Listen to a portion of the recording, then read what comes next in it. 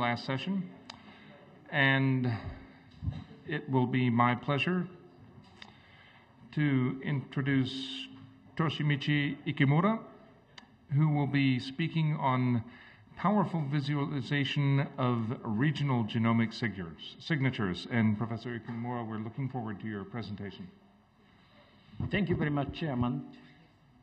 Title of my present talk is Powerful Visualization of Regional Genome Signatures. And at first, I briefly mentioned conclusion of my talk. The conclusion of my present talk is notable clustering of transcription factor binding motif in human pericentric regions and its possible functions, a role in chromocenter formation, and thus role in interface nuclear organization. The reason which I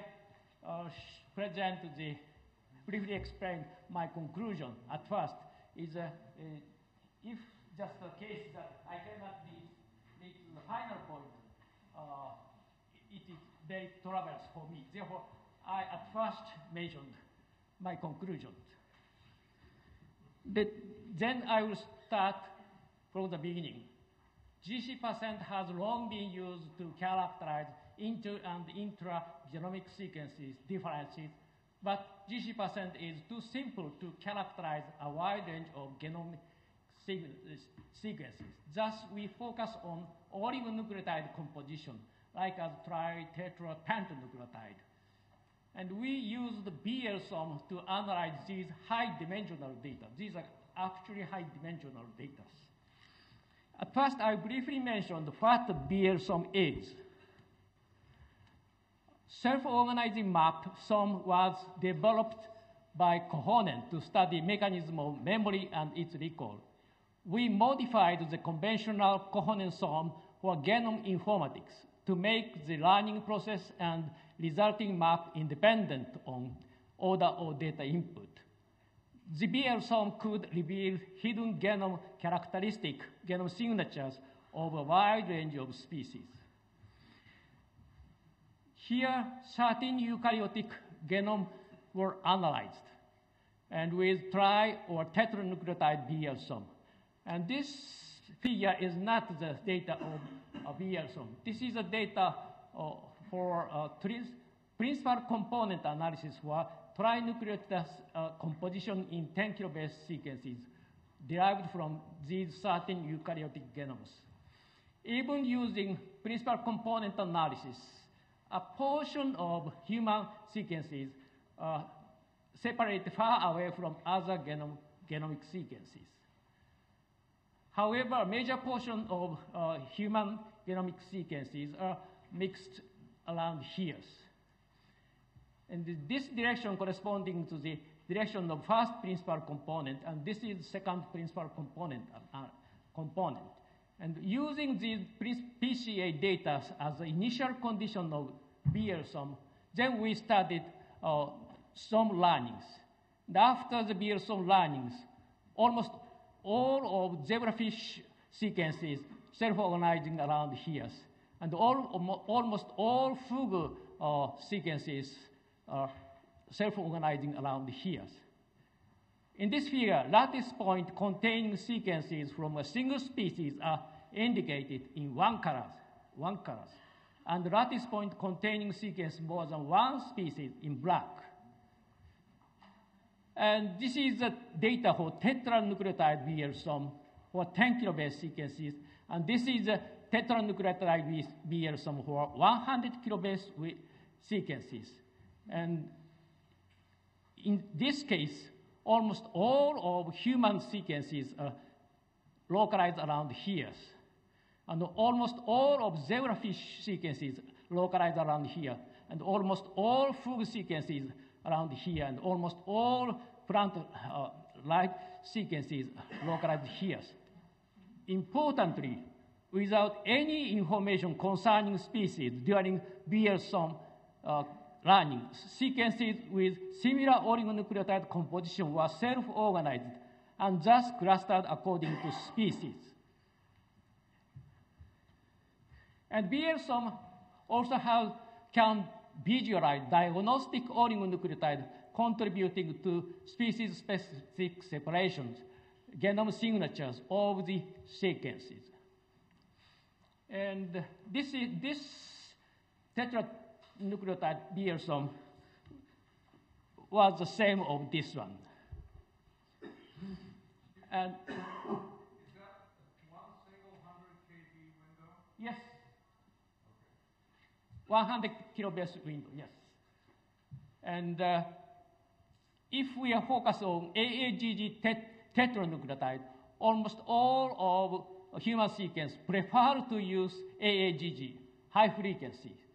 And almost all zebrafish genomic sequence don't like to use AAGG, low frequencies. In the case of FUG, nearly the level of random usage. In the case of AATT, almost all zebrafish sequences don't like to use AATT. But in the case of FUG, also don't like to use. In the case of plant lice, they like to use AATT. Drosophila also like to use AATT. And I briefly mentioned causative factors of these genome signatures of individual species. And the trivial one is mutation and the repair mechanism of individual species. And the second mechanism is harmful oligonucleotides are underrepresented. But third point is most important in the present talk. It's a functional requirement. For example, occurrence level of important signal oligonucleotide, such as transcription factor binding motif, is often biased from random occurrence levels. Therefore, BRSOM can unveil genome characteristics of sequences even derived from a single species. Actually, in these figures, we analyzed all 50 kilobase sequences derived from human genomes. And also 100 kilobase data gives almost the same result. And in these figures, lattice point containing sequence derived from single chromosomes are painted in colors. The lattice point containing sequence derived from more than one chromosomes are painted in black. And in most regions, black. Therefore, chromosome-dependent clustering was not observed. But an interesting pattern was observed. These characteristic specific zones could be observed. And within this specific zone, we can find a colored lattice point showing sequences derived from single chromosomes. And these sequences should be very different from main part of the human genome sequences. And you may recognize a kind of mirror symmetric type of distributions. And the causative factor of this mirror symmetrical type distribution is related with difference in complementary nucleotide usage. When we analyze genomic characteristics, difference between complementary nucleotides like as AAA, TTT are not important. And therefore, in this case, complementary pentanucleotides were added. Therefore, the number of variables becomes harvested. And the pattern becomes much simpler than the original pentanucleotide BRSOM. We call this is degenerate penta BRSOMs. Even this simple pattern, it is a little bit difficult to define precisely the border of this specific zone. Therefore, we developed another method, that is addition of computer-generated random sequences. Here we generated random sequences with the same tetranucleotide composition to each of all 50 kilobase sequences derived from the human genomes. And then we did tetranucleotide BL for real human sequence plus computer-generated random sequences. And this is a degenerate penta BL for real human sequence plus computer-generated random sequences. And the random sequences, when the lattice point contains only random sequences, they are painted out, they are marked in white. Therefore, real human genome sequences and random sequences are clearly separated from each other. Furthermore, sequences belonging to these specific zones are clearly separated from real human genome sequences. And therefore, we easily, precisely define the sequence of these sequences located in these specific zones. Specific zone 1, 2, 3, 4, 5. 1, 2, 3, 4, 5. As I mentioned, BL-SOM can visualize diagnostic oligonucleotide contributing to the clustering. To know biological significance of the specific zone sequences, we searched for pentanucleotides that were underrepresented, means blue, underrepresented in almost all zones, but overrepresented means red, overrepresented in the specific, only in the specific zone. And we often found transcription factor binding consensus motif pentanucleotide belonging to this category. Actually, these three belonging to the transcription factor factor binding consensus motif sequences. And this AGATA overrepresented only in the specific zone 2. And in ATTGA only overrepresented specific zone 3. And GTCAC only overrepresented in specific zone 4. And therefore, we are very much interested to the sequences belonging to the specific zone. Then, to know chromosomal locations of these 50 kilobase specific zone sequences, we plotted the number of specific zone sequences per 500 kilobase and found the specific zone sequences were primarily located in centromeric and or pericentromeric regions. This is the case of chromosome 6. And the specific zone blue 4 and the specific zone 2 enriched in this centromeric region. This is centromeric region. And bar shows the position of centromere. And chromosome 7 also, and chromosome 8 also, chromosome 10 also, chromosome 11 also, 12 also, 17 also, 21 also, chromosome X also, with a clear exception of chromosome Y. In the case of chromosome Y, specific zone sequences rather scattered over on the Y chromosome. Localization of SZ sequences, mainly in centromeric and or pericentric regions of most chromosomes was rather unexpected for us because transcription factor motifs were enriched in specific zones. To know a kind of generality of this unexpected finding, we searched for human transcription factor consensus motifs pentanucleotide in 2 transcription factor databases and obtained 20 and thus 10 pairs of complementary pentanucleotide. Then we simply counted the occurrence number of these 10 pairs of transcription factor binding consensus motif per 100 kilobase and plotted on each chromosome. This is a case of chromosome 6. And various transcription factor motifs were notably enriched in pericentric region of most chromosomes.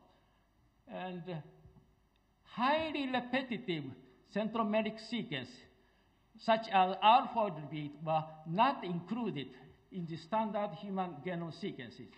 Thus were left as open space here. This is centromeric region. This is the case of chromosome 6.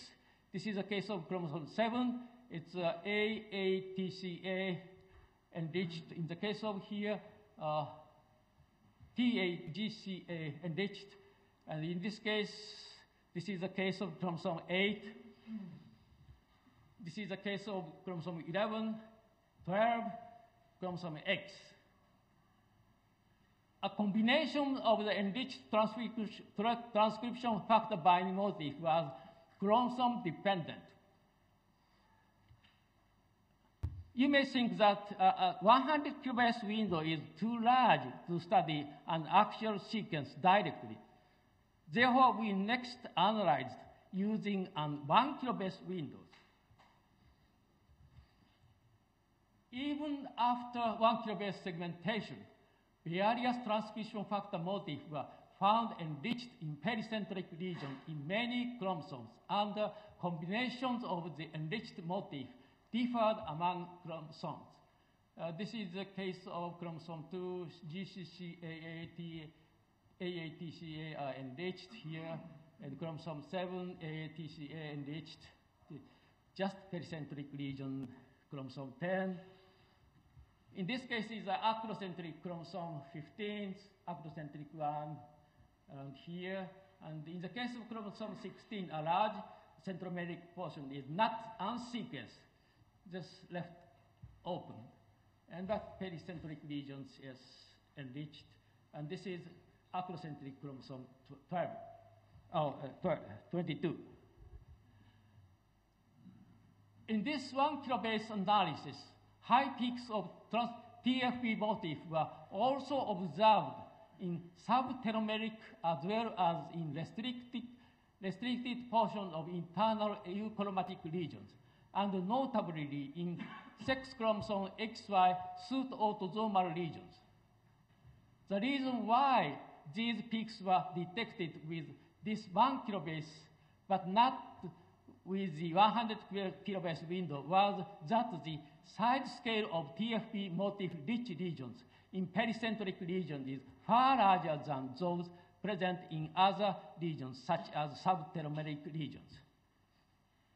We next examined directly the TFP motif-rich sequencing. This is examples of pericentric region sequences on chromosome 16. In this case, TTGGC is enriched. If we are thinking about the random sequences, expected number is 2. But actually we can find 60 site TFP motifs.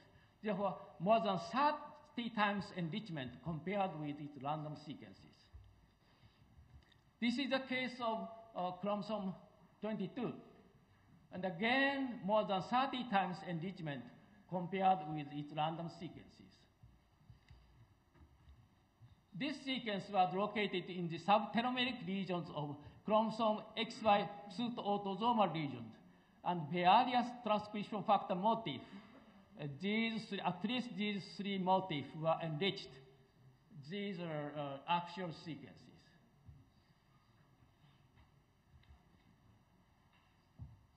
A large portion of these 1 kilobase sequences was occupied by a single or combination of transcription factor binding motifs. From a viewpoint of motif compositions, pericentric sequence with a similar combination of TFP motifs were similar with each other, but their primary sequences differ from each other, especially for those belonging to different chromosomes. Their functions, if present, unrelated with each other. We will next discuss functions of pericentric regions in the formation of chromocenters. From the literatures, it is well known that chromocentres, which has an important role of interface nuclear organizations, were primarily composed of pericentric heterochromatin regions, often of different chromosomes. The combinations of different chromosomes are known to be cell type and stage specific. This is figures of mouse chromocentres. This figure obtained from some review articles. Pericentric heterochromatin regions localized here in mitosis, during the stage of mitosis. And this pericentric chromatin regions makes condensed heterochromatins, making chromocentres. This is, as I mentioned, this is a case of mouse cell nuclei. It is also well known that the transcription factors can bind various proteins and make large protein DNA complex. Therefore, if transcription factor can bind to TFE motif in pericentric regions, the regions of even different chromosomes can associate with each other in a cell type and stage specific way. If a certain combination, this is a kind of cartoons which explain our final goals. If a certain combination of transcription factors can bind to pericentric region of various chromosomes, these regions can associate with each other with possible helps of other proteins. These regions with similar transcription factor binding motif can associate with each other. And I should stop here. Well, a little bit. And actually, even heptanucleotide, and we can, if we are using high performance computer, we can analyze heptanucleotide BL, and we can find such type of specific zone and some kind of nucleotide overrepresented only in these specific zones. Thank you very much for your attention.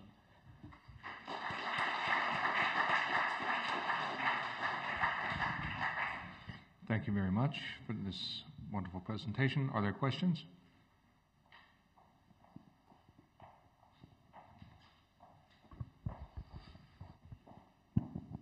Do you have any evidence that transcription factors actually bind at those places, like chip evidence?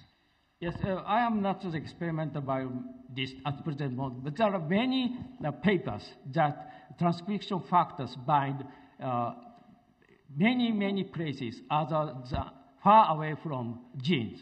Well, many regulatory sequences are far away from genes, so that doesn't tell me anything. I just want to know whether those sites that you identified are bound in pericentric regions of the genome according to chip experiments.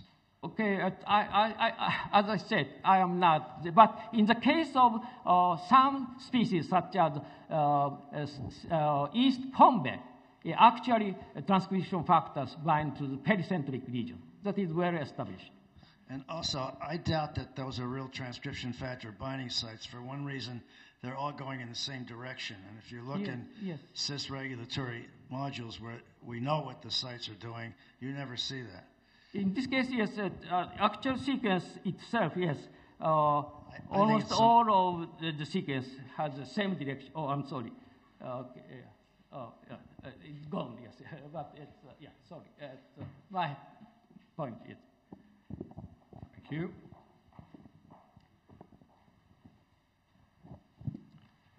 I have a couple of technical questions. The first one, you compare principal components versus this self-organizing map.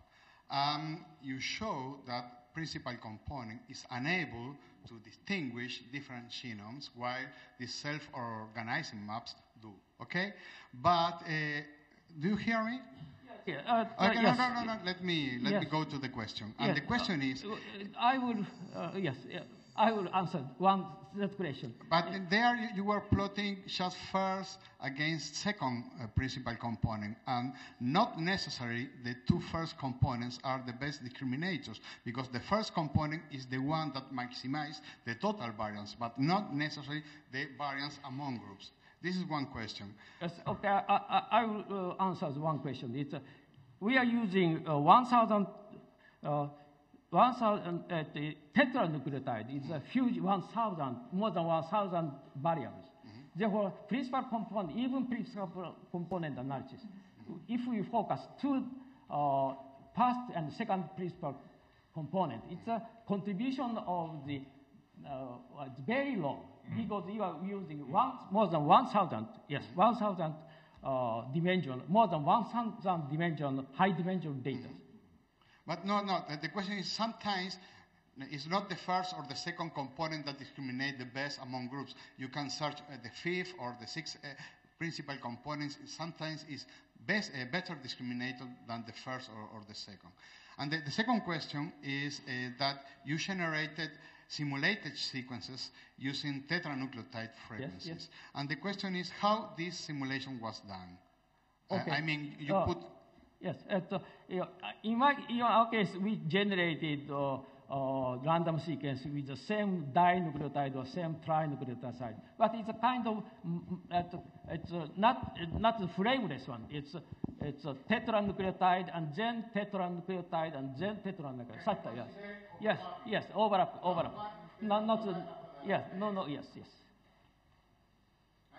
Yes. Very good.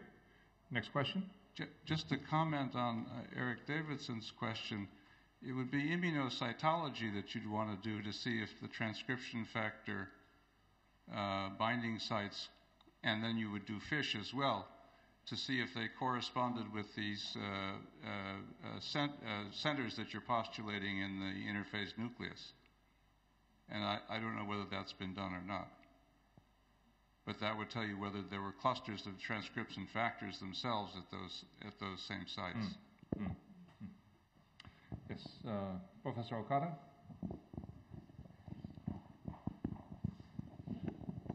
So you mentioned that in pericentromic region,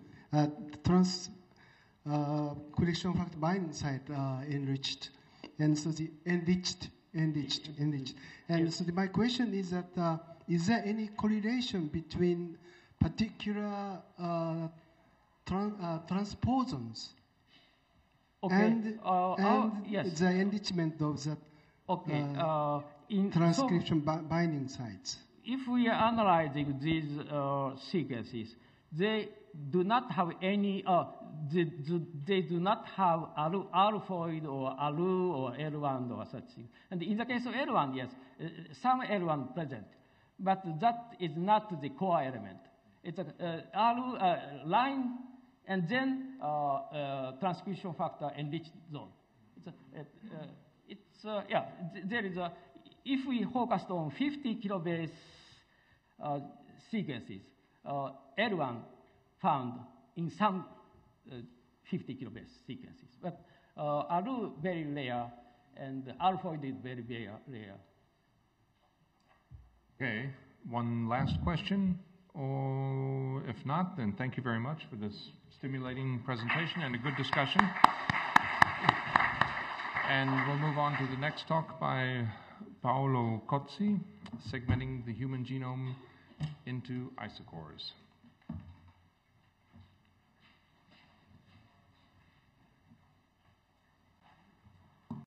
Good evening, I'm Paolo Cozzi.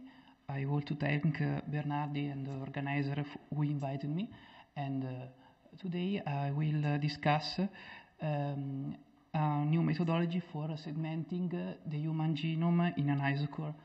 And all this material is not yet published, and we think that we will write an article as soon as possible. As previously said, isochores are DNA regions that are fairly homogeneous in content of GC. There are strong evidence that they have a biological role. In fact, they are related to gene density, replication times, and genome organization and recombination. And moreover, there are strong evidence that they are evolutionarily conserved in mammals. And so a detailed map of isochore will be very useful in order to understand the evolution and the function of genomes. And moreover, this methodology can make a comparison between chromosome of different species when we can detect a similarity between chromosomes, or when we can find a sort of synteny between chromosomes. And in order to do this, Costantini et al. Have partitioned the human genome in sequences of in window of 100 kilobases, and they evaluated the CC content in each window, and they have grouped adjacent window on the basis of the similarity of GC level between adjacent windows. It seems the best methodology identified so far. In fact, the isochore number is near the number of the highest resolution chromosomal band, and we have to remember that the chromosomal bands are related to the amount of GC in sequences. And the second evidence is that when isochore are put in bins, then of 1% of GC, then isochore families stand out with similar values of that detected by experimental data. Despite this approach is satisfactory, he cannot handle the genomic segmentation in automatic way, since in some cases there is a human decision about isochore boundaries, and so it cannot be applied on large scale on all the sequences that are determined today. And so there is an automatic approach has to be defined for dealing this problem. Some attempts have been made, but there are some problems. They rely on different assumptions or methodologies, but they make different results, and none of them can be validated by experimental data. And so we try to deal by this problem to define a new approach, a new automatic approach, in which we divide the whole genome in a non-overlapping window of 100 kilobases. This decision is due by considering that the standard deviation within a window reaches a plateau near 100 kilobases, and so windows lower than 100 kilobases have a high variance due to the local properties of the genome, like introns, exon, transcriptome factor, regulators, and so on. While windows larger than 100 kilobases determines a loss of resolution because we cannot identify isochore shorter than the window. These two graphs I represent the disease level of each window. In the figure on the top, you can see the GC level of each windows. You can see how there are regions where GC have similar values, so we can try to cluster them. In the bottom figure, I have randomized the position of each window to demonstrate that there is a sort of order of window or grouping, and so we can think to make a model in order to clusterize similar windows in an isochore.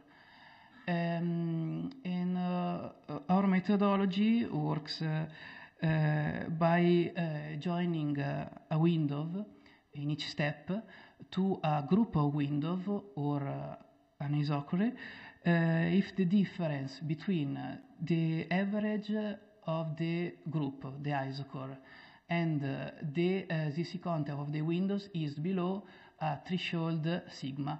This threshold is evaluated in each step of the algorithm by evaluating a percentage alpha of the average level of GC content of the group and scaled by a constant value that is experimentally identified by observation on compositional heterogeneity of the genome.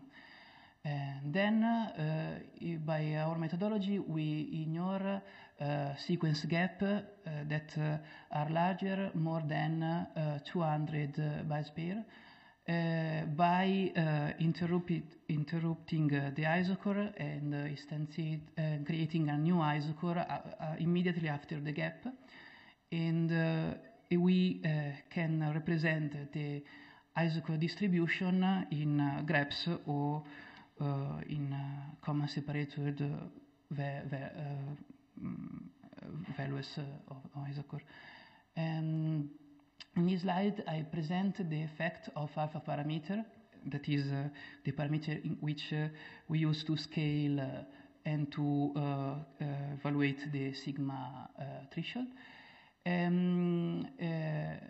You can see the alpha parameter increasing in this way, and lower values of alpha parameter may over-segment the genome, while higher values of alpha may underset the genome. We can see how windows cluster with similar values, and that there is a point in which alpha cannot determine a new isochore division. More precisely, we can think that we reach a plateau in isochore subdivision. And moreover, there are some isochore boundaries that are maintained across the division, and so enforced our classification. We can use this methodology for compare chromosome of different species. I present here the comparison between human and chimpanzee chromosome 21, where there is a higher synteny, and we can see how the profile of the two species are similar but not identical. And so, in conclusion, we presented an automatic approach for segmenting the genome relying on a few parameters. And some plateaus are reached by exploring the parameter configuration. And this methodology supports the isochord determination. This approach could also be used to compare isochord distribution across different genomes. This work was supported by me or Interomics and Italbionet, and I thank you for the attention.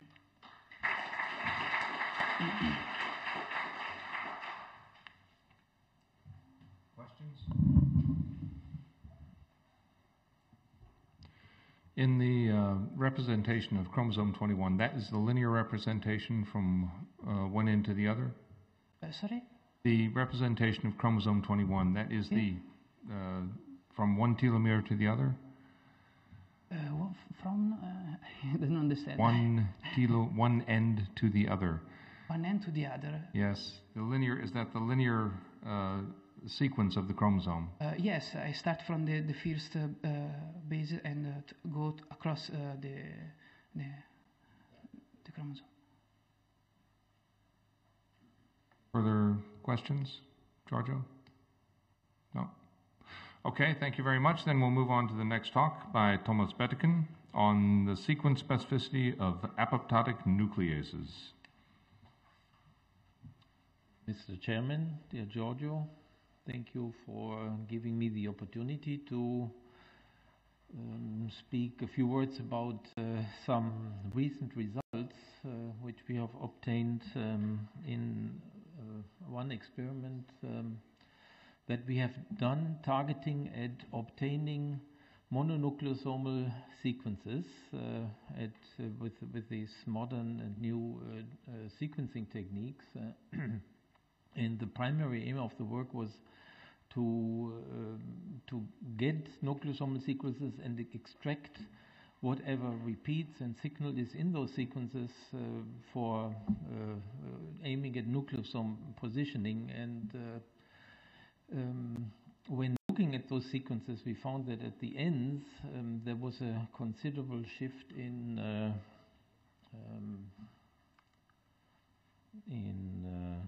considerable bias in base counts. I'm sorry, I cannot move the slide.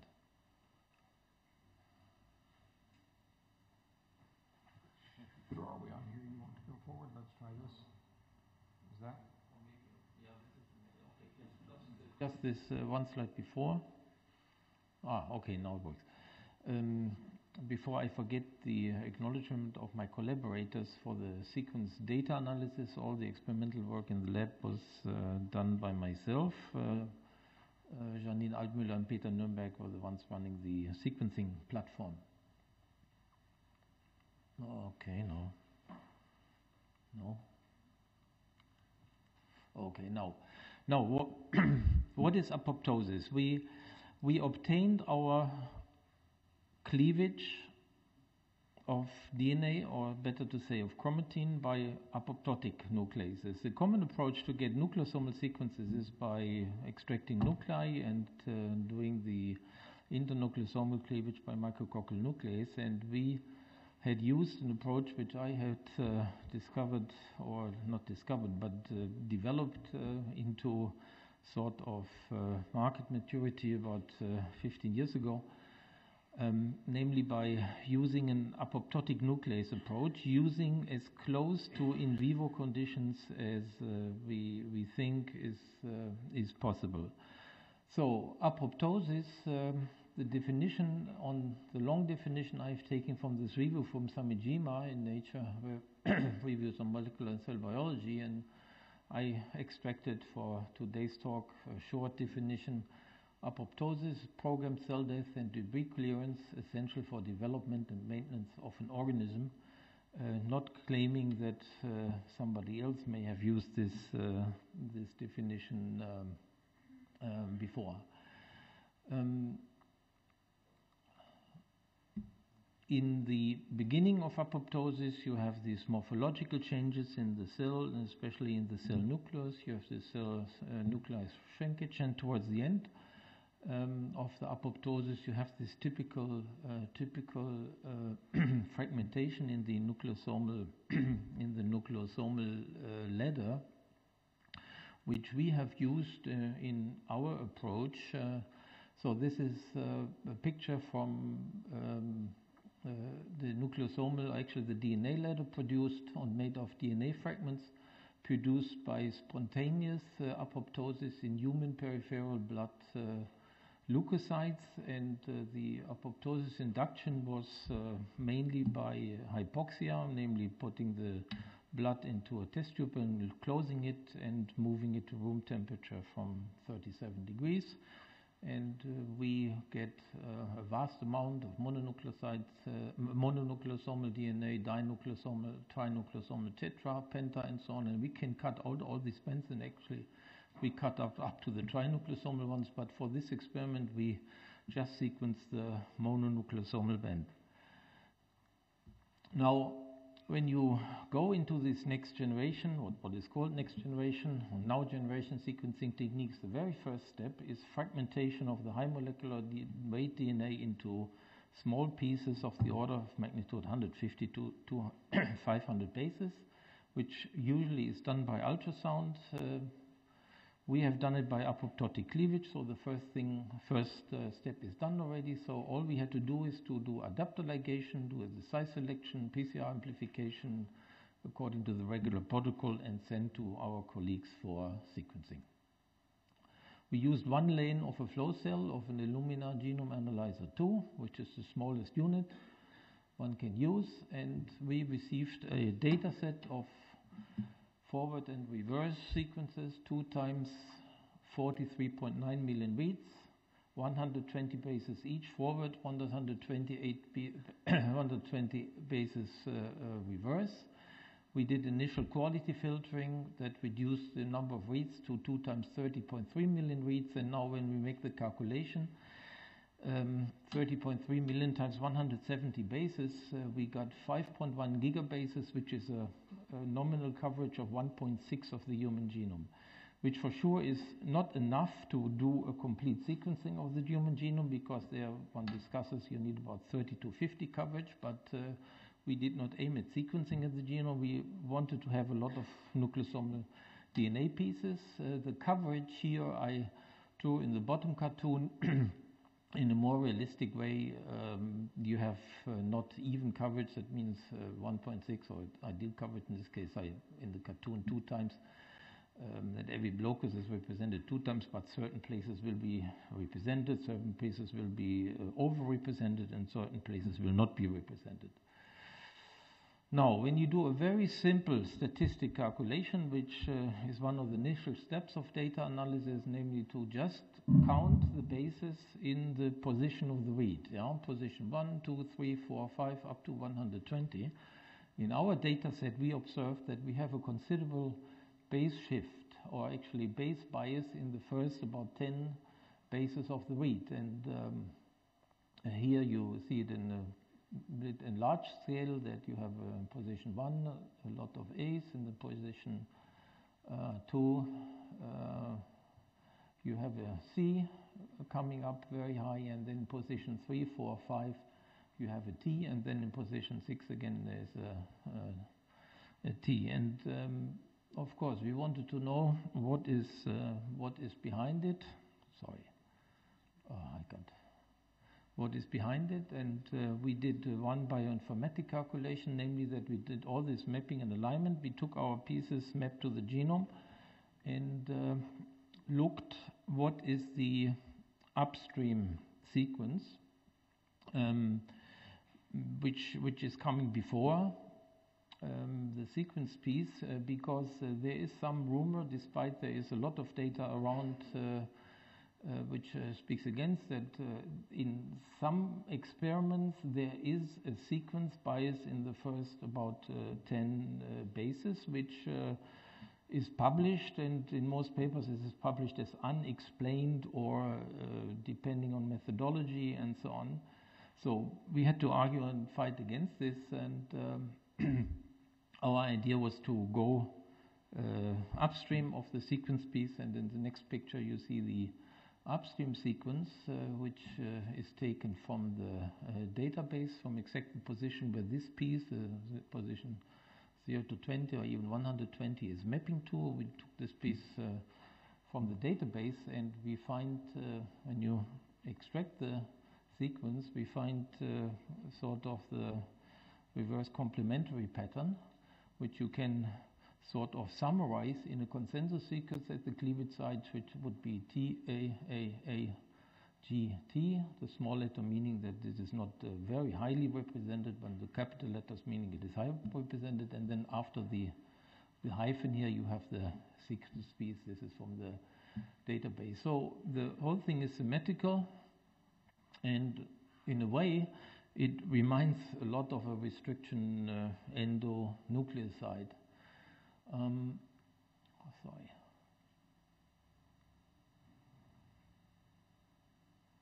Sorry. No, this way.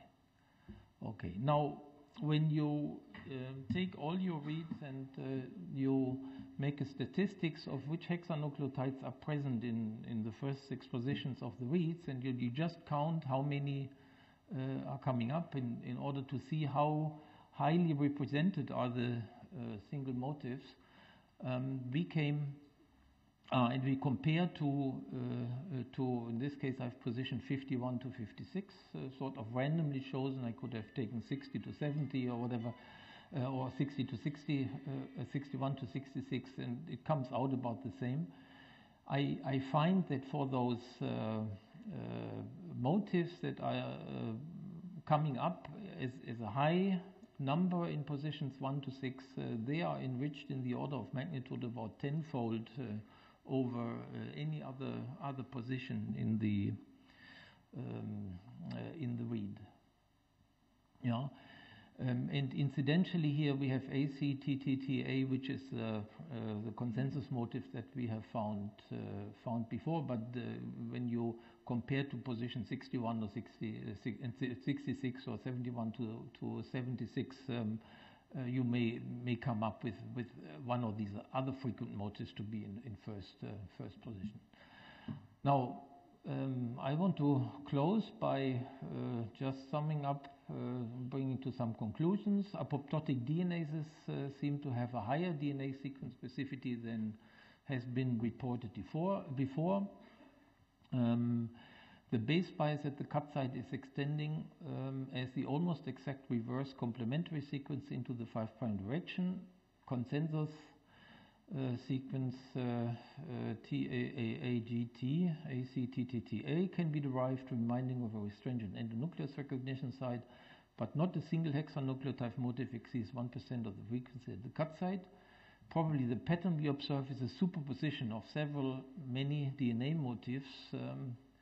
And the last statement I would like to make, apart from implications of our findings on research in autoimmune diseases like lupus and rheumatoid arthritis, I think this new quantitative aspect of apoptosis may become a tool for also evolutionary studies.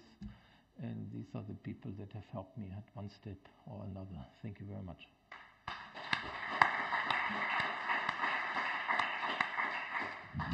Thank you, Thomas. Questions?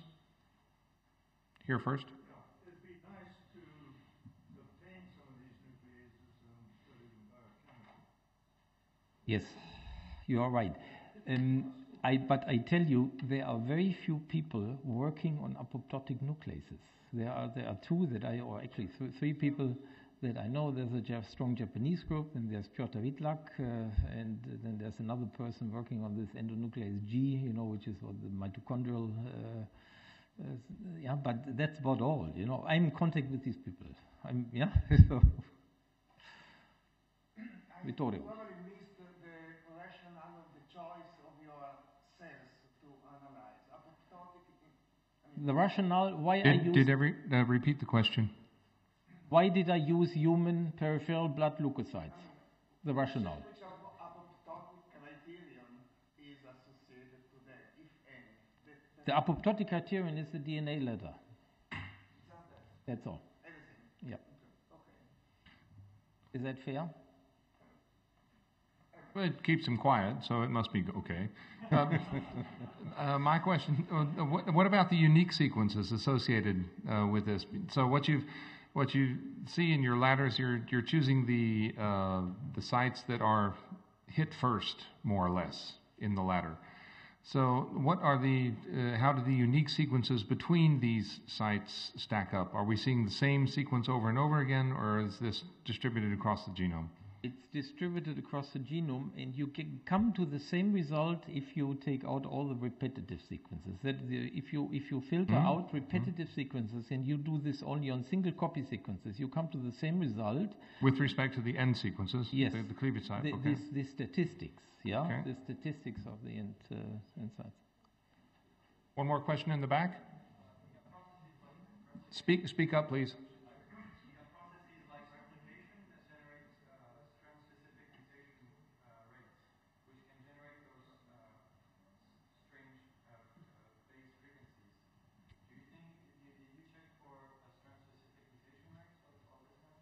No. Sorry. No, I did not. But even if it was a strand-specific mutation rate, it's still generating the sites, because what he sees is the cut. I cannot exclude that when after I take the blood, there's a little bit life of the cells is still going on before they, in majority, go into apoptosis. But I would assume within short time, that means hours after I've taken the blood, because I put it into room temperature right away, all the vital processes are stopped. So whatever is continued comes to sort of an end, or it's stopped on the way. And Okay, so what you've identified is a little thing that says, a little label that says cut here. Okay, we've got one more question back there. Is there any part of the genome that is resistant to nucleases during apoptosis, or the whole DNA is cut during the apoptosis? Well, there is this. There is the work. I have to refer to the work of Giorgio with Miriam Di Filippo, who actually did the pioneer work in this respect to see that certain sequences are cleaved first. Yeah. When I do the mapping, of all those these sequences, I must say I don't have the impression that any sequences are excluded. I have the impression that, but this is what the gut feeling, that certain sequences and certain repeat sequences may come up more frequently. But this is still something I have to say. I have to do a very more thorough analysis. But answer the question, I don't have the impression that a priori sequences are excluded. Now, one of the problems one has to say with this sequencing approach is that the process, when you make your library and you amplify and so on, is not necessarily representative, because the high GC pieces are sort of neglected and not amplified, and then they are underrepresented in the very end. So there one needs some caution. Okay. New record. The discussion was longer than the presentation. Thank you, Thomas. And let's move on to the next talk and the final of this session before we move into the general discussion. Gemma Atkinson on distribution and functional evolution of starvation alarmone PPGPP synthetases and hydrolysis across the tree of life. So thank you very much for giving me the opportunity to speak. Unfortunately, I'm not going to talk about the PPGPP synthetases and hydrolases. I hope you don't mind, but I do have a poster upstairs. And then I'll introduce your talk properly. The comings and goings of mitochondrial initiation factors. Gemma, we're looking forward to your talk. Oh, thank you very much. Okay, so this is work that I've been doing in collaboration with Vasily Harylyuk, who's also here today, on the comings and goings of mitochondrial translation initiation factors. Oh, is this not working? Let me try this. Okay. This work now? Yes. Okay, so mitochondrial translation is quite weird. So it's based on a bacterial-like core, as you would expect for the mitochondria being evolved from the bacterial endosymbiont.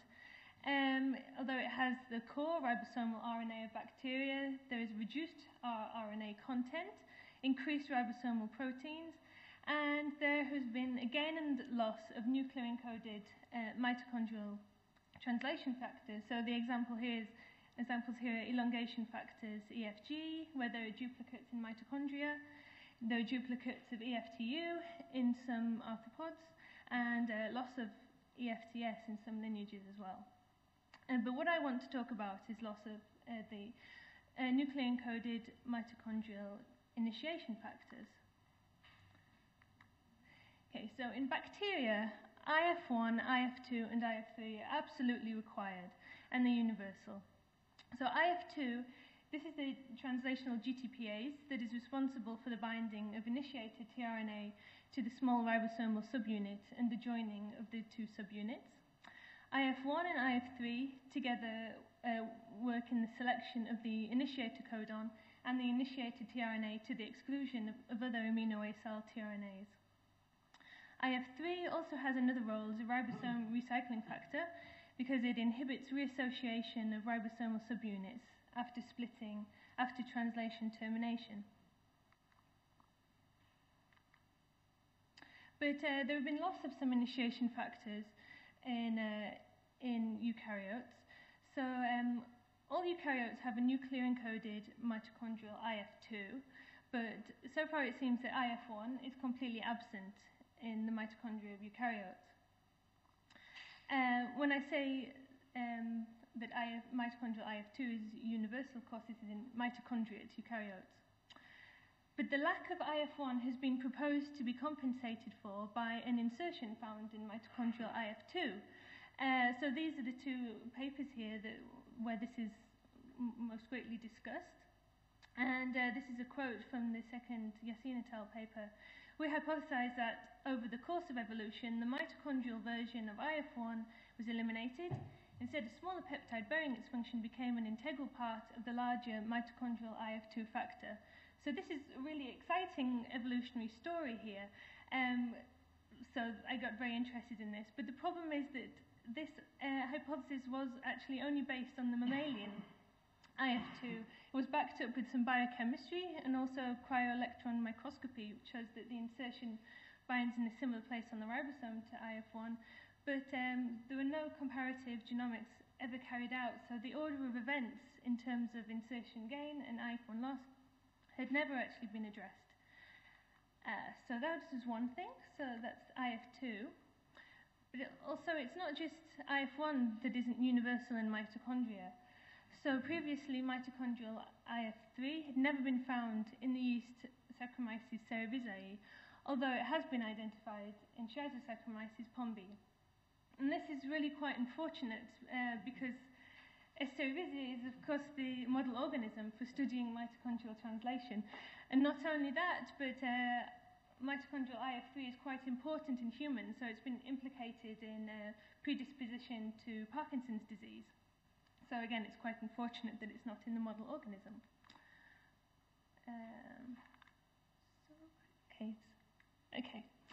So the in silico aims of the project, quite modest really, just to retrace the evolutionary history of the mitochondrial translation initiation factors. That's including the IF2 insertion, and also initiation factor like translational activators of cerevisiae, which I don't have time to discuss here. Okay, so first of all, the IF2 insertion. So this is an alignment of the insertion region. Here, this is where it appears in between domains 5 and 6 in IF2. So actually, the full conserved form of the insertion is only limited to vertebrates. So actually, it seems as though eukaryotes have coped without IF1 or the insertion throughout most of their evolution. And in fact, this is a loop in the structure. It's highly variable. It seems like it can accommodate differences in size, whether IF1 is present or not. So in chloroplasts where IF1 is present, there have also been insertions in IF2 relative to the bacterial factor. So it seems like, although it was a really nice hypothesis, it seems like this can't be a general explanation for the loss of IF1. So this is a little bit negative at this point. So using comparative genomics to kind of debunk a really cool hypothesis, but it does get more positive now. So what I also found is that mitochondrial IF3 is in fact in S series A after all. So it's quite a small protein which is quite biased in its amino acid content. So that's why you can't just find it doing a blast search. But with SciBlast, I did manage to find a homologue in S series A. This is a protein called AIM23. High throughput studies have found that it's present in mitochondrial proteomes, and high throughput knockouts have shown that there is a respiratory growth inhibition phenotype, but no function has been previously assigned or predicted for AIM23. So of course the question is, so it's a homologue, but is it the ortholog? So this is the tree. This is a Bayesian tree, also did Rexamel tree. And so this is the AIM23 group here. So it groups very strongly with fungi. So fungi is orange, AIM23, the yellow group here. So these are all Saccharomycetal yeast. And bacteria down here is the out group actually. So because mitochondrial IF2 is universal in mitochondriate eukaryotes, this is just a tree to show the presence of IF3 and AIM23 and IF1 and the insertion. So first of all, the insertion in animal mitochondrial IF2 is only found in these guys here. This is IF1, so it's found in bacteria. Also chloroplasts have IF1. IF3, although it was originally thought to be absent in Saccharomycetal, it seems that it is present, AIM23. Although, so mitochondrial IF3 doesn't seem to be completely universal, so I couldn't find any homologue in one fungi, Yaroia. Maybe this is just an artifact, but also I couldn't find it in any nematodes. Actually, these have a very peculiar mitochondrial translation system in general. So this is hasn't come out very well, but it's an alignment of AIM23 and mitochondrial IF3 across the two domains. So this is domain 1, a flexible linker, the N-terminal domain and the C-terminal domain here. So the yellow sites are just to show those sites that are well conserved between AIM23 and mitochondrial IF3. So there are well conserved sites across both domains. And because there is a structure of both of these domains, we can plot that conservation on the structure. So here's what it looks like. Again, the yellow sites are those that are well conserved. The green ones are more variable. And the blue are sites of insertions in AIM23. So it seems like the really well-conserved sites are very much in the center of the protein, probably keeping it together. So from this, it suggests that the fold is well-conserved between AIM23 and mitochondrial IF3. So we've established that AIM23 is the ortholog of mitochondrial IF3, and it probably also has a very similar fold. But the question here is it the functional equivalent as well? So this is when we enlisted the help of our yeast geneticist friends in the lab of Piotr Kamensky in Moscow. And so this is some of our results. So these two large squares here, these are the growth of yeast, and the rows are different strains. So the top here we have wild type, and then AIM23 knockout, and then the AIM23 knockout complemented by Saccharomyces pombe mitochondrial IF3. And this is growth on non-fermentable media where mitochondria are required, and fermentable media where mitochondria are not required. So without AIM23, growth on non-fermentable media is severely compromised. There is a little bit of growth, but really not much without AIM23. But complementation with S. pombe mitochondrial IF3 reverses the defect. On the right-hand side here, we have some microscopy. So this is just contrast microscopy, and then fluorescence microscopy on the right-hand side. This is rhodamine staining, which will only fluoresce if the electron transport chain is functional. So this really seems like it is a defect in mitochondria itself, because there is no fluorescence here in the AIM23 knockout strain. But as before, the complement restores the function there. And similarly, if you look at oxygen consumption, so compared to the wild type, oxygen consumption is very low in the AIM23 knockout strain. And it's complemented, not totally, but partially, by S-POMB, mitochondrial IF3. So the conclusions here that there is no IF1 apparently in the mitochondria of eukaryotes, although IF2 is universal. But the insertion that was proposed to be compensating for the loss of IF1 actually just has a very narrow distribution. So there must be something else compensating for the lack of IF1. Mitochondrial IF3 is almost universal, and it is in fact present in S. cerevisiae. The ortholog is called AIM23, and we found that this is also the functional equivalent of mitochondrial IF3. I should point out that now we've repeated the complementation with human IF3 and get the same results. So what do we want to do next? So we want to follow what happened in the knockout. So from the slides before, you can see it wasn't completely dead. There was a little bit of growth. There was some oxygen consumption, but not much. So I want to see just what's happening in these different strains by doing proteomics with mass spec. This is in the lab of Vasily. And also in Vasily's lab, biochemistry with AIM23 using mitochondrial ribosomes. So acknowledgements. So the in vivo work was carried out by members of Vasily's group in Tartu and Piotr Kamensky in Moscow. I want to particularly acknowledge Anton Kuzmenko. So he constructed the yeast strains and he did the bulk of the experimental work. So that's it. Thank you.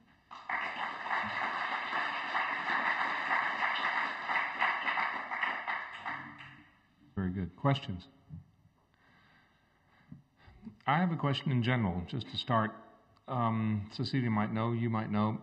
Do we know anything about the rate of amino acid misincorporation in mitochondrial translation? Just looking at this, we think about the degeneration of the translation system in general. Lots of things are missing.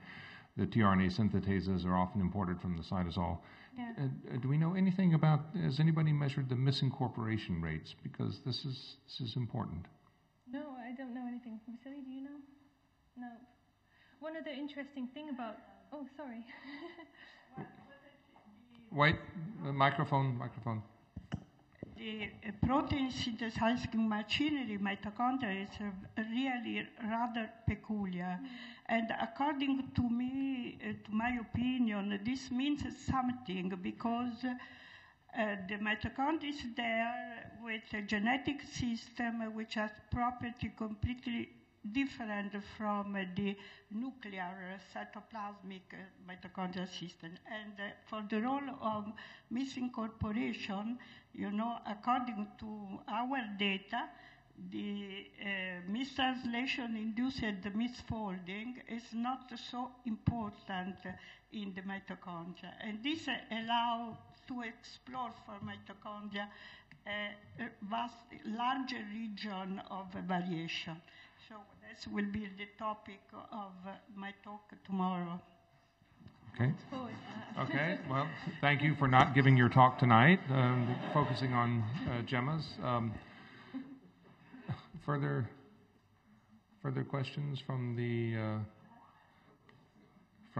audience. So you, what was the trick in finding the nuclear encoded IF1?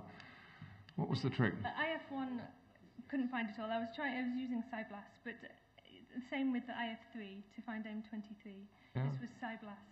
Yeah. And so I think it had just been missed by people looking for it before, doing a blast search, maybe finding one or two hits to a few eukaryotes, but never finding it in necessary results. So yeah, it's a small protein with biased amino acid content towards charged amino acids.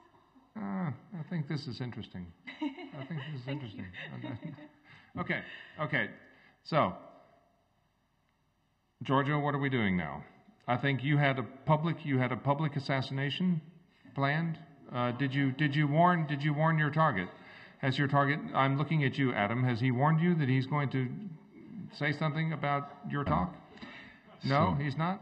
Giorgio, that's not fair at all. Okay, Adam, Giorgio is going to say something about your talk that he wasn't thinking quickly enough to say it while you were giving your talk. Didn't have enough time. I'm simply raising another point, which is the following. When I consulted my co-organizers, Werner Arber suggested strongly to have really a lot of time for discussion. And I think this is the important point I want to stress now. Of course, I accepted the suggestion, and I think particularly a day like today, when we were dealing with basic questions in genomic evolution, it is the time now to have this kind of discussion. I think it is an important part of the workshop, for sure, and it is a matter of each one of us restricting himself or herself to crucial points, because otherwise we can go on forever and we are already tired enough. So I will start by making a small comment, and then, the floor is for everybody else. My comment is the following. As much as I push on the basis of the results, not simply because I like the idea, the fact that the isocores are under constraints, under natural selection, I never said that neutrality is not there.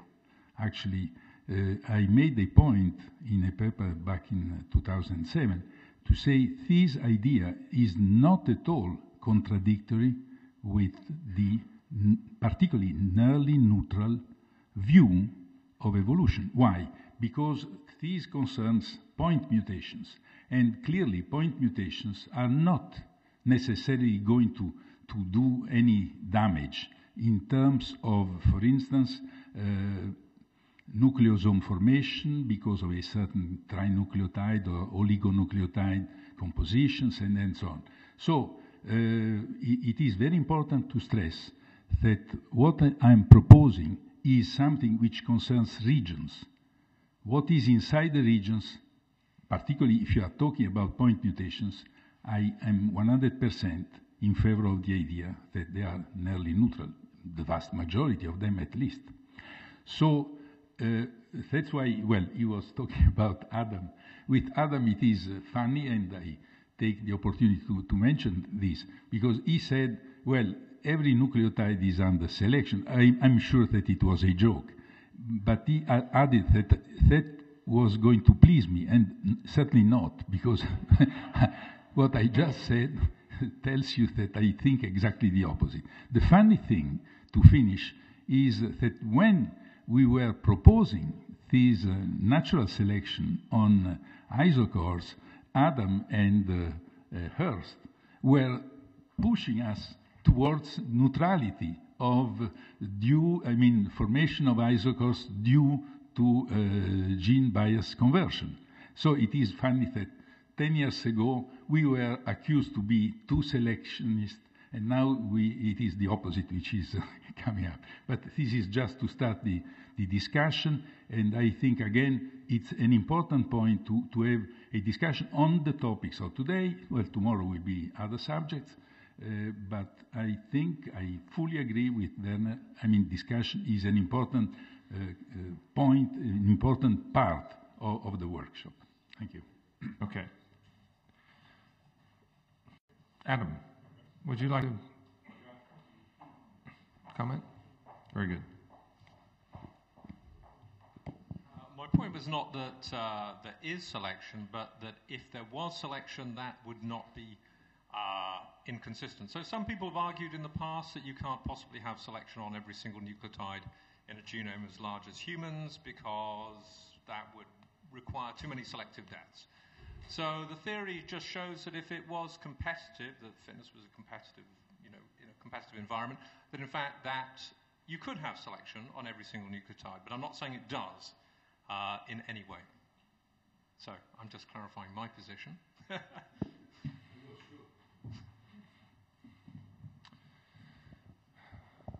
More contributions to selection on nucleotides? Bernardi. Well, being a prokaryotic geneticist, I'm not fully aware of what is all known today in the eukaryotic literature. I seem to remember that chromosomal structures play an important role for accessibility of DNA sequences whenever it comes to read these sequences. Is it correct that all prokaryotes, none of the prokaryotes have chromosomal structures and then they start with eukaryotes? Could you just tell me whether the idea of the importance of having chromosomal structures of higher organisms is an essential part? And I had understood Giorgio's theory a few years ago that this plays a big role for the accessibility of genes, and therefore important genes are more densely packed in some areas of the isochores than in other isochores. My meager knowledge, methanogens have histones, real histones, and they can have condensed DNA. The planktomycetes can also have condensed DNA, but I think what still remains true across the prokaryote-eukaryote divide, to my knowledge, is that prokaryotes, basically the chromosome is on. All of the chromosome is accessible throughout the entire cell division cycle, which doesn't really exist because they're just continuously dividing given proper substrates. There is no real cell cycle, to my knowledge, in prokaryotes because the chromatin is always on. There's no phase of division where it's condensed. Sorry? Only fast-growing bacteria, because you have some bacteria that can have cell cycle of 20 days, like Yeah, slow. Well, they don't. It's not a cell cycle. In cell cycle, you have G phase, S phase, M phase. All right, and prokaryotes don't have that. It's cell division. It's very slow cell division, but not a real cell cycle. So this is certainly something that might correlate with the higher structure of chromatin in eukaryotes. There are also the dinoflagellates. The dinoflagellates have continuously condensed chromatin. So, further contributions here. Yes, in the back. A question for Adam. Actually, it doesn't change it's sort of the data that you use to get a number into your talk right at the beginning with it, using the comparison between the chimps and humans, if I remember correctly, the transposable elements, and saying, well, if you assume there's no selection operating on the transposable elements, then you get 3% or something deleterious mutations. But suppose there's that percent positive selection happening within the transposable elements, would that zero out, I mean, as an extreme example, any deleterious selection happening on the rest of the genome? I mean, how would a change in that underlying assumption change the results of what you discussed?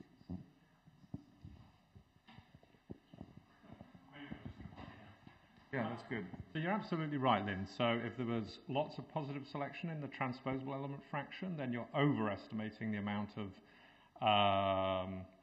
deleterious. That is possible. I think possibly the view would be, if anything, the positive selection is happening in the non-transposable element fraction. So there's quite good evidence that the transposable element fraction is largely devoid of natural selection. This comes down to some work by Chris Ponting, where if you look at the distribution of indels, they follow very much the distribution you would expect for a neutrally evolving sequence. Whereas if you look in non-transposable element DNA, indels tend to be over-dispersed. So that's evidence that there are some regions which are not allowing indels into them. So you're absolutely correct, but I think the likelihood is that actually transposable elements are really not generally subject to natural selection, although there are very good examples where transposable elements have clearly contributed exons, regulatory sequences, etc. And we've got a little bit of evidence in rodents that maybe they have contributed to gene expression divergence when they're close to genes to a considerable extent. Not sure I really believe our results, but anyway, yeah. Maybe I could. No, sorry, continue. No, that's good. Getting into positive selection, this is a general sort of a topic. Now, Adam, this is a technical question almost directed specifically to you because I thought that you probably would know. So we've got lots of methods out there to detect positive selection based on codon and DN-DS ratios. So people, when they use these programs, they find evidence for positive selection. We can't really correlate it to anything, but then find all this evidence for positive selection.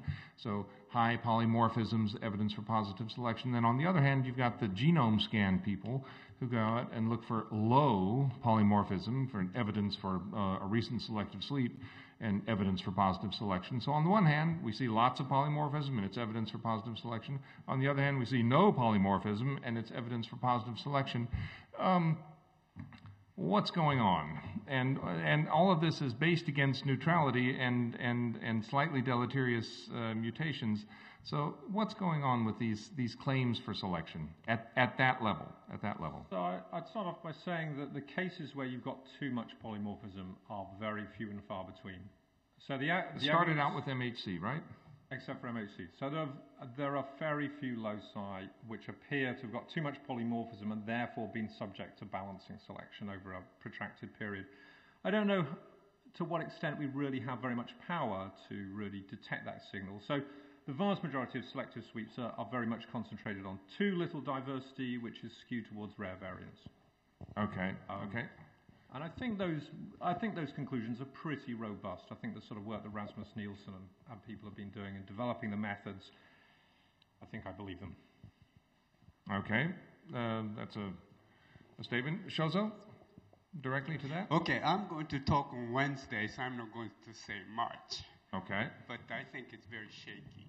I mean, not me. Okay.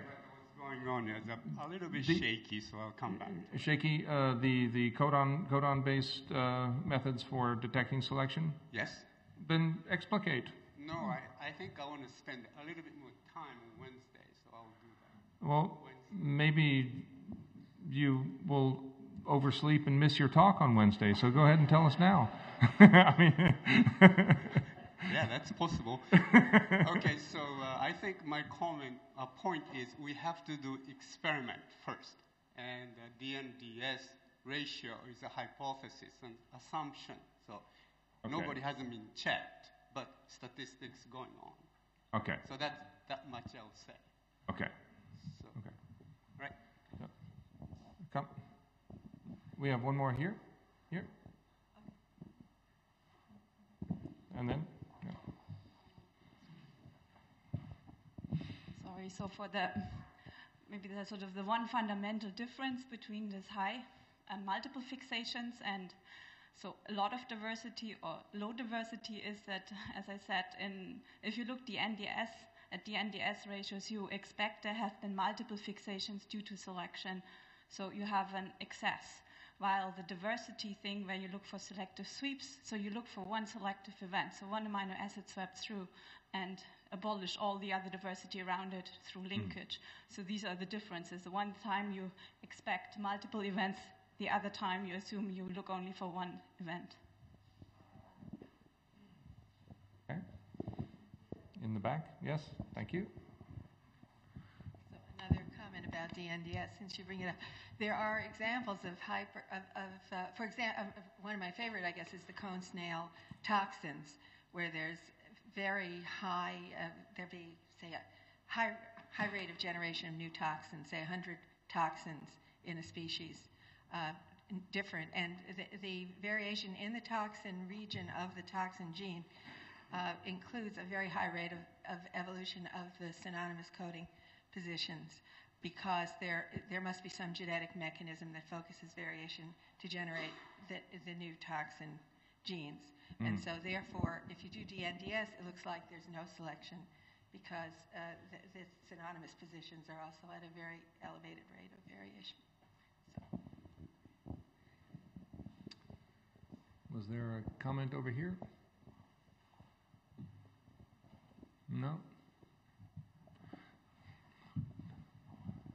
Dr. Oda. Maybe Please. a little different, but I would like to say a little about recent many papers of selective sweep. It seems that selective sweep seems to be often in Drosophila, but not in human. And I don't know the real reason, but selective sweep is one of the driving force for scientists to find out.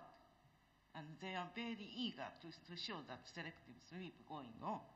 And in some cases, for example, pathogen resistance or that kind of process may reveal selective sweep pattern in evolution.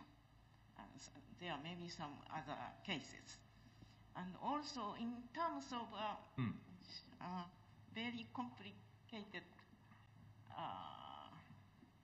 system level consideration that I am now concerned. Positive selection may be just a result of compensatory to some deleterious effect of previous evolution. So you must consider back and forth process too in this kind of stories. Thank you. So, if I understood correctly, was your comment on the Drosophila pattern, for example. There are certain numbers of the genome that you would expect by chance to show similar patterns just because of the stochastic nature of the process. And proving that those are selection is more difficult. Okay, good. Shozo. Okay, I'll give you one example Wednesday again about the compensatory mutations. So when you say neutral versus selected, it can be temporary things. So if you have two neutral mutations, if you wait long enough, it can become same mutation put together, become adaptive. I'll show you the example. So under shifting, so the nature of the mutation depends upon shifting environmental conditions? Okay, that brings us back to the finches. Okay, so you. But I'm not going to talk about finches. But oh well, so you've already given us the introduction to your talk. So what will you talk about?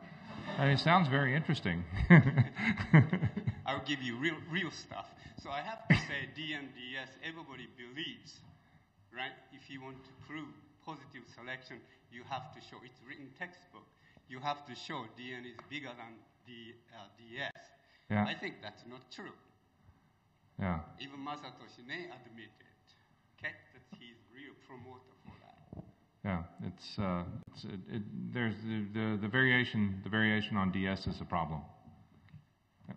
No, another problem is that suppose that you have only one non-synonymous substitution in a protein that was driven to fixation but natural selection, but only one, okay? So 100% of the amino acid substitutions were driven to fixation by natural selection. Of course, any dn over ds that you are going to do will be lower than 1.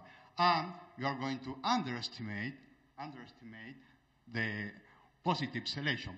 But 100%, this one represents 100%, was driven to fixation by positive selection. So I mean that one has to be extremely careful when drawing conclusions from these ratios dn over ds. On the other hand, what is much more sensitive is to compare how this varies among different branches in a phylogenetic tree or position by position by. The original approach that doing this ratio is not nearly sensitive for detecting positive selection in general. Okay?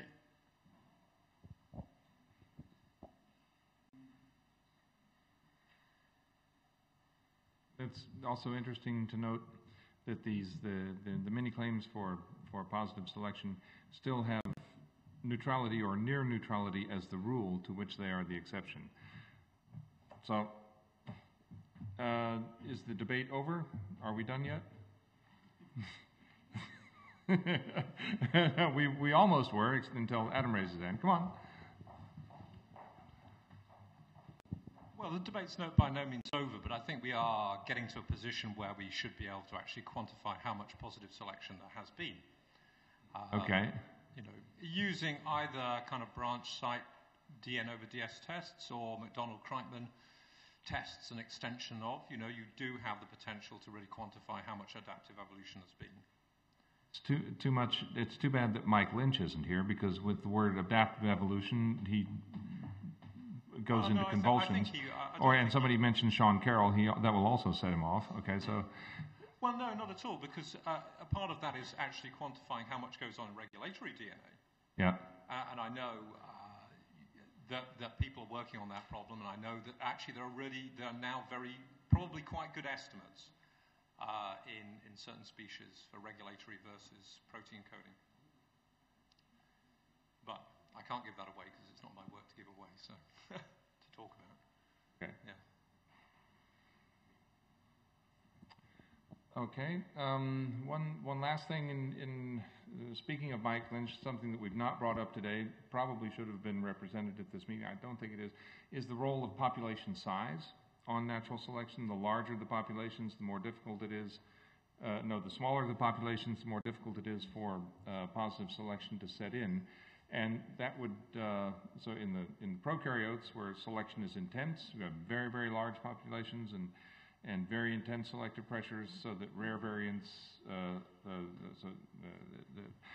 slightly deleterious alleles are rapidly removed among humans with a very small population. We're sloppier. Mike Lynch has shown this recently with protein sequence variation, that we actually have strongly relaxed purifying selection simply because of our small population size. We cannot weed out some of the slightly deleterious mutants. This can be seen in the packing, the density of packing of protein structures. In prokaryotes, very tight. The homologous proteins in eukaryotes, more loose, simply because we can't get rid of those slightly deleterious mutations. Something to think about. So, how many people here would like to listen to me continue to talk about things that I can think of? And how many would like to go to the poster session and thank everybody for a good session today?